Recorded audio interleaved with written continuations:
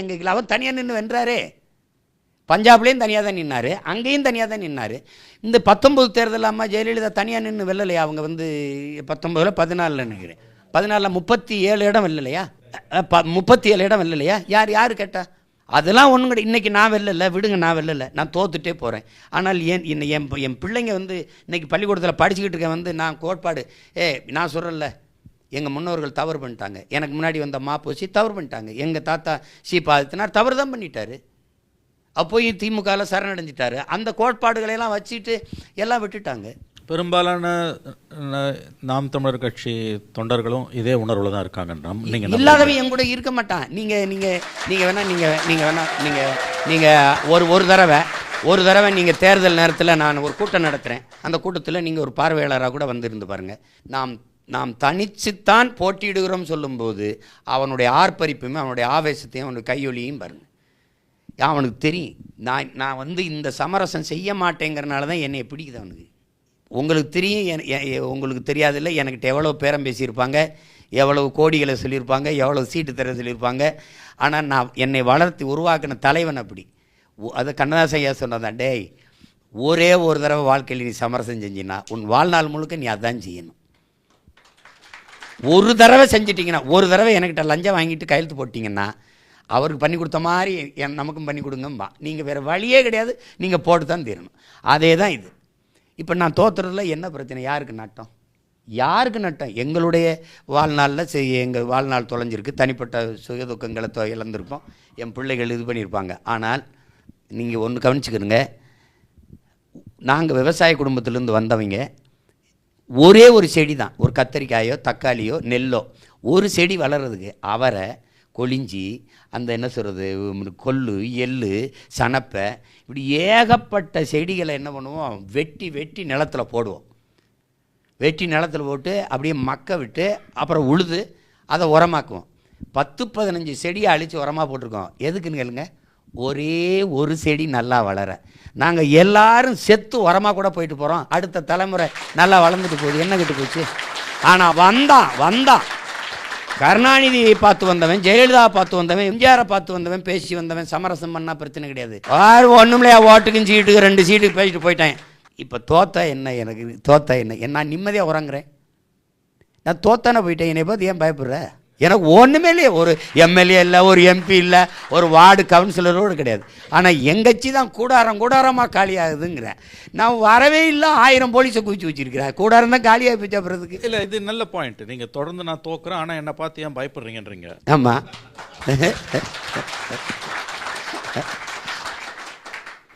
ஆனால் இதுதான maximum growth. இதுக்கு மேலே நீங்கள் வளர முடியாது. யார் சொன்னது? என்னை இந்த பாராளுமன்ற தேர்தலில் 4 வருவாரா, அதிகபட்சம் 2, ரொம்ப போனார்னா 4ன்னாங்க. ஏன் நீங்கள் தேர்தலுக்கு முன்னாடி நாளைக்கு வாக்குப்பதிவு, இன்றைக்கி ஒரு தொலைக்காட்சி 5ன்னுச்சு, தேர்தலுக்கு முன்னாடி எக்ஸிட் போலும்பாங்கள்ல, அதில் 4ன்னுச்சு. நான் 8.22 8 வந்துட்டேன். நீங்கள் 6 மணி நேரமாக என்னுடைய வாக்கை எண்ணவே இல்லை. எண்ணிருந்தால் நான் இன்னும் கூட வந்திருக்கலாம். நீங்கள் என்னுடைய விவசாயியவே கொடுத்துருந்தா நான் 10 விழுக்காடு கூட தொட்டிருக்கலாம். எனக்கிட்ட கொஞ்சம் பணம் யாராவது கொடுத்துருந்தீங்கன்னா, நான் 1 லட்சம் துண்டறிக்கையை 4 லட்சமாக கொடுத்துருந்தேன்னா இன்னும் ஒரு 10,000 வாக்கு ஒவ்வொரு தொகுதிக்கும் கூட விழுந்திருக்கலாம். எனக்கு நீங்கள் இல்லை சார், இப்போ நான் இன்னும் தெளிவாக உங்களை கேட்குறேன். ஏன்னா இப்போ நீங்கள் பேசக்கூடிய இந்த எல்லா விஷயங்களும் நீங்கள் சொல்கிற கருத்தில் உறுதியாக நம்பிக்கையாக பேசுகிறீங்க. அதை பற்றின விமர்சனங்கள் 1000 இருக்கட்டும்.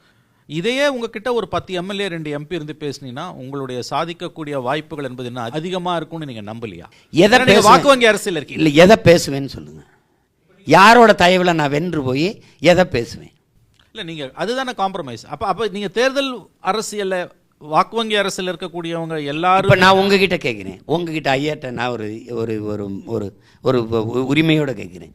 இப்போது திமுகவோட கூட்டணியில் இருக்கிற எங்கள் அண்ணங்க, எங்கள் ஐயாக்க, குறிப்பாக இடதுசாரிகள், எங்கள் அண்ணன் திருமாவளவன், அண்ணன் வைகோ போன்ற இந்த இஸ்லாமிய அமைப்புகள் ஏதாவது ஒரு பிரச்சனைக்கு பேச முடியுதுன்னு நீங்கள் நினைக்கிறீங்களா? இல்லை, நெருக்கடி இருக்குது அவங்களுக்கு. இருங்க, ஐயா நீங்க அதை சாதாரண நெருக்கடி இருக்குதுண்ணா. நெருக்கடி அளவுகோல்கள் தானே முக்கியம். இல்லை, அளவுகோல்கள் தானே முக்கியம் உங்களுக்கு. ஐயா என்னையாவது சுதந்திரமா விடுங்கய்யா. நான் 24 இங்கே பாருங்க, 24 நான் முதல்ல போட்டியிடும்போது சீமா ஓட்ட பிரிப்பான், பிஜேபி வந்துடும், நீங்கள் இருங்க வந்துடும் நீங்கள். இப்போ என்ன தெரியுமா சொல்கிறாங்க, 24 நான் தனியாக நிற்கும்போது ஐயோ பிஜேபி வந்துடும். இப்போ நான் தனியாக நிற்பேன்னு சொல்லுங்க, ஐயோ டிஎம்கே வந்துடும். ஐயோ நான் போட்டிடுறது நான் வர்றதுக்கு தாயா, நீ என்னையா அவன் வந்துடுவான் இவன் வந்துடுவான், இதையே பேசி எப்படி சொல்லுங்கள். இல்லை, அப்போ ஒரு கட்டத்துக்கு மேலே உங்கள் கட்சி வளர்றதை நீங்களே விரும்பலைன்னு எடுத்துக்கலாம். அது நீங்கள் 26க்கு அப்புறம் நம்ம இதே மாதிரி ஒரு நேர்காணலை சந்திப்போம். நான் வளரேன்னா இல்லை மட்டும் பாருங்க ஐயா, அது கிடையாதுங்க. நீங்கள் இந்த அரசியலின் தேவை என்பது முற்று அல்ல. என் மீனவனை கைது செஞ்சால் என்னை தான் தடுவான். நீங்கள் நிலத்துக்கு சிப்காடுக்கு தொழிற்சாலைக்கு 2000 ஏக்கரை எடுக்கிறேன்னா கூப்பிட்றா சீமானன்னு சொல்லுவான். நீங்கள் டங்ஷன் தொழிற்சாலைக்கு வந்து சுரங்கத்துக்கு நிலம் எடுக்குன்னா சீமானை கூப்பிடுன்னு சொல்லுவான். ஏன்னா நீங்கள் நான் ஒருத்தன் தான் இருக்கேன், கோயிலுக்கு நேர்ந்து விட்ட மாடு மாதிரி காலை மாதிரி நான் தான் இருக்கேன். எனக்கு எந்த சமரசமும் கிடையாது. அவர் கோச்சு போகிறோம், சீட்டு கொடுக்கலன்னா கூட்டணி போயா, சீட்டாவது நோட்டாவது. தேர்தல் அரசியலே எனக்கு 4ஆம் பட்சம் தான். நான் மக்களுக்காக தான் நிற்கிறேன். நான் வலிமையாக நிற்கிறேன்னு காட்டுறதுக்கு என்ன செய்யுது? வாக்கு. நான் 36 லட்சம் வாக்கை வாங்கலை அப்படின்னா மதிக்க மாட்டான். இப்போ 36 66 ஆகிட்டானா என்ன பண்ணுறதுன்னு தான் நீ என்னை நினச்சி பதற. அப்போ உனக்கு ஐயோ ஆடியோ வெளியிடுற, செல்ஃபோனை பறிக்கிற, அதை போட்டு பார்க்குற, இதை போட்டு பார்க்குற, இதெல்லாம் அவதூறு காஞ்சிரவனா. நான் தினம் படிப்பேன். நீ இருக்கிறவர் ஐயா ரஜினிகாந்த் கூட கேட்டாங்க, எப்போ தான் சீமான் படிக்கிறீங்க? ஐயா 2 மணிக்கு எந்திரிச்சு 4 மணி வரைக்கும் படிப்பீங்க, அப்புறம் 2 மணி நேரம் படுத்துட்டு 6 மணிக்கு எந்திரிச்சு பயிற்சிக்கு போயிடுவேன், உடற்பயிற்சிக்கு. இது புதுசாக இருக்கே. ஆமாங்க, அதான் வழி கிடையாது, நமக்கு நேரம் கிடைக்கும்போது படிச்சுக்கிற வேண்டியதானே. அவன் சொல்கிறான்ல, அவதூறை விமர்சனங்களை தாங்க முடியாதவன் விரும்பியதை அடைய முடியாது, அவதூறை கடக்க முடியாதவன் அற்ப வெற்றியை கூட தொட முடியாது. நீ பாட்டு பேசிட்டு இருப்பா, என்னை தானே பேசுகிற. 10 வருஷத்துக்கு முன்னாடி என்னை யாராவது பேசுனீங்களா, இப்படி திட்டினீங்களா? அப்போ சரி, அவன் ஹிட்லர் எனக்கு சொல்லிக் கொடுக்குறான்டே, உன்னை ஒருத்தன் விமர்சிக்கிறான்னா பெருமையிட, ஏன்னா நீ அவனை தூங்க விடாமல் செஞ்சிட்ட. விமர்சனமும் ஒரு வித பாராட்டு தாண்டா, ஏதாவது போடா அவன். அதுதானே, எல்லாரும் கூட்டத்தில் ஒருத்தன் விமர்சித்தா நீ வளர்கிறாய், கூட்டமே எதிர்த்து விமர்சித்தா நீ வளர்ந்து விட்டாய். இப்போ அதுதான் பிரச்சனைப்பா. அதனால் எனக்கு ஒன்றும் இல்லை ஐயா, நான் இப்படியே இருக்கேன்.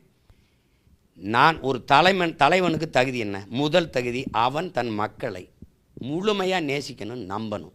அவன் தன் மண்ணை முழுமையாக நேசிக்கணும், அதுதான் முதல் தகுதி. நான் என் மக்களை முழுமையாக நம்புகிறேன், நேசிக்கிறேன். கூட்டணின்னு நான் உங்கள்கிட்ட கேட்குறேன், இந்தியாவிலே பெரிய கூட்டணி வச்சுக்கிறது நான் தான்.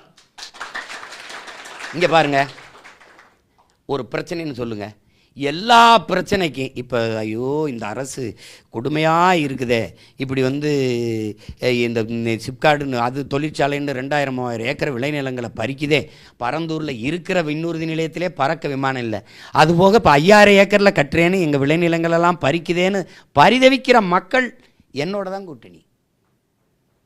நான் 14,000 பேர் ஆசிரியர் தேர்வு எழுதிட்டு காத்திருக்கோம், எங்களுக்கு பணியை தரலைன்னு போராடுறான் பாருங்க, அவன் என்னோட கூட்டணி. விவசாயி, நாங்கள் விளைய வச்ச பொருளுக்கு உரிய விலை இல்லை, நீ சாராய கடையில் விற்கிற இந்த டாஸ்மாக் கடையில் சரக்க பாதுகாப்பை எப்படி குடோன் கட்டி வச்சுருக்க? நாங்கள் விளைய வச்சு வெம்பாடு விட்டு கொண்டு வர்றதை நீ வந்து சாலையில் போட்டு மேலே தார்பாய் போட்டு மூடுற, அதை பாதுகாக்க மாவட்ட தலைநகரில் உணவு பாதுகாப்பு அந்த ஒரு சேமிப்பு கிடங்கு இல்லை அப்படின்னு கோவப்படுறவன் என்னோட கூட்டணி. படிச்சுட்டு வேலை இல்லாமல் சுற்றுறான் பாருங்க, அத்தனை லட்சக்கணக்கான இளைஞனு என்னோட கூட்டணி. மீனவன் தினம் சிறைப்படுறான் பாருங்க, என்னடா என் கடலில் எனக்கு மீன் பிடிக்கிற உரிமை இல்லையா அப்படின்னு யோசிக்கிற ஒவ்வொருத்தனும் என்னோட கூட்டணி. இந்த நிலத்தில் பிரச்சனையை அனுபவிக்கிற ஒவ்வொரு மக்களும் ஒவ்வொரு குடிமகனும் என்னோட கூட்டணி. அப்படி பார்த்தீங்கன்னா இந்த நிலத்திலே மாபெரும் கூட்டணி. நான் கட்சிகளையே தலைவரையை நம்பலை, மகத்தான மக்களை நம்புகிறேன். மானுட பெருங்கடலை எங்கள் தாத்தா புரட்சி பாவலஞ்சன் பாரடா மக்கள் பெருங்கடல் மானுட சமுத்திரம் நான் என்று கூவிடாங்கிறான். அதனால நாங்கள் வந்து குளத்தில் குட்டையிலே வலை வீசினா தானே நான் பயப்படணும், மீன் இருக்குமா இல்லையான்னு. பெருங்கடலில் வலை வீசுகிறேன், வலை தான் சின்னதாக இருக்குது. அதனால் நான் அதுக்கு பயப்பில்லை. நான் தான் மிகப்பெரிய கூட்டணி வச்சுருக்கேன். 8 கோடி மக்களோட நான் சேர்ந்து தேர்தலை சந்திக்கிறேன். எவனுக்கு ஊழல் லஞ்சம் பிடிக்கலை, நல்ல அரசு வரணும், நல்ல ஆட்சி வரணும், நல்ல அரசியல் வரணும், இது இந்த கடுமை ஒழியணும்னு நினைக்கிறவனுக்கு ஒரே வழி தான் இருக்குது, நாங்கள் தான் இருக்கோம். அதனால் என்னையும் இப்போ நான் போயிட்டு அதிமுகவோட கூட்டணி வச்சுறேன். 2 ஃபோர்ஸ் தான், ஒன்று டிஎம்கே வெர்சஸ் ஏடிஎம்கே. மாற்று எங்கே இருக்குது? இன்னொரு தலைமுறை எந்திரிச்சு வந்து இல்லை சீமான்லாம் சரி கிடையாது, அவன்லாம் போயிட்டான், நான் நிற்கிறேன்னா ஏ போயா தோற்றுரும். இப்போ என் தம்பி வந்து தனியாக நிற்கணும், நிற்பாரான்னு தெரியல. அவர் நின்னாலும் அவர் என்ன அளவுக்கு சண்டை செய்வாரா? பெரிய கேள்வி இருக்குது. நான் வந்து இங்கே வருங்க, நான் வந்து எல்லோரும் சொல்லுவாங்க பணங்காட்டு நரி சலசலப்பு கஞ்சாதுன்னு. தம்பி, நான் பணங்காடே நான் தான். நீ நரி, பணங்காடே நான் தான். அது நான் பணங்காட்டு நரி கிடையாது, நான் வன்னிக்காட்டு புலி. நீ எனக்கு நான் எதுக்கும் பயப்பட மாட்டேன். என்னை மாதிரி ஒரு காட்டான் நீங்கள் சிறையாக போடு, சிறைக்குள்ளே தனி சிறையாக அங்கேயும் போடு. எதுக்கு நான் பயந்துருக்கேன்? 136 37 வழக்க போட்டிருக்கேன். நான் ஏறாத நீதிமன்ற படிக்கட்டு கிடையாது. எதுக்கு நான் கவலைப்பட மாட்டேன். இந்த மாதிரி இன்னும் சண்டை செய்கிற ஒருத்தனாலேயே நீ இப்போ எது ஒன்றையும் கேட்டிங்கன்னா இது தடுமாறி இருங்க, கேட்டு சொல்கிறேன், எழுதி வச்சு பார்த்து இப்போ படிப்பு, அதெல்லாம் கிடையாது. அப்படி இருக்கிற நானும் போயிட்டேன்னு வச்சுக்கிறேங்க, வேறு யார் நின்று சண்டை செய்வான்? நான் ஏடிஎம்கேயோட போயிட்டேன், உதயநிதிக்கு காம்படிஷனே இல்லையே. அவர் அழகாக பட்டம் சுட்டி விட்டுருவார். அவர் வந்து அவர் மகன் இன்ப நிதிக்கு பட்டம் சுட்டிடுவார். எங்களுக்கு துன்ப நிதி ஆகி போயிடும். நாங்கள் என்ன பண்ணுறது? அப்புறம் ஒன்றுமே பண்ண முடியாது. நீங்கள் பொழுதுபோக்கு தளத்தில் வந்து தலைவனை தேடுகிறவர்கள் வந்து என்னவர்கள் அல்ல. போராட்ட களத்தில் தனக்கான தலைவனை யார் தேடுகிறார்களோ அவர்கள்தான் எனக்கானவர்களாக, அவர்களுக்கானவனாகத்தான் நான் இருக்க முடியுமே ஒழிய, காற்றடிக்க என்ன புயலே அடித்தாலும் அதே இடத்துல கிடக்கிற வீரியமிக்க நெல்மணிகள் தான் எங்கூட நிற்பார்கள். ஒரே பெட்டியில 2 டிசைன்ஸ். உதயம் pixel double style dhotis with matching shirt. ஊட்டச்சத்துக்கள் நிறைந்த பிசுபிசுப்பில்லாத சன்லேண்ட் ரிஃபைன் சன்ஃப்ளவர் ஆயில்.